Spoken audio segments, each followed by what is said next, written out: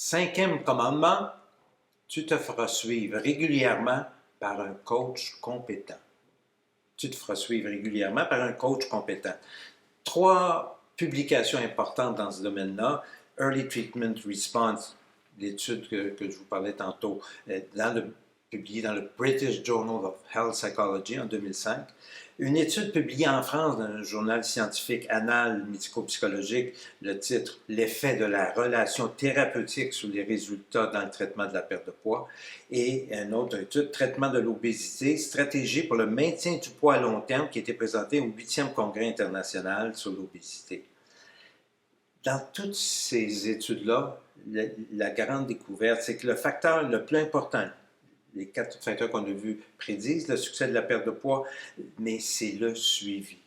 Un suivi pendant la perte de poids, une fois par semaine peut-être par un coach compétent, et deuxièmement, une fois par mois peut-être au niveau du maintien.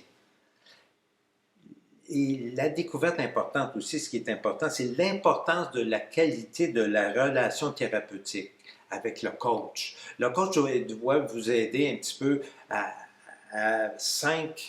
identifier 5 facteurs importants. Le stress, la motivation négative, les freins à la motivation, le perfectionnisme, vos exigences, la dépression et les habitudes alimentaires. Le suivi est un facteur excessivement important dans le succès de la perte à court terme et dans le succès du maintien. Si bien qu'au maintien, après 4 ans, 5% du poids perdu, lorsqu'il n'y a pas de suivi, on a perdu du poids au départ, on n'a pas de suivi, seulement 5% du poids perdu est encore maintenu. C'est un succès, mais c'est seulement de l'ordre de 5%. Mais lorsqu'il y a un suivi mensuel avec un coach compétent, c'est 83% du poids perdu au départ qui est encore maintenu. Cinquième commandement, tu te feras suivre régulièrement par un coach compétent.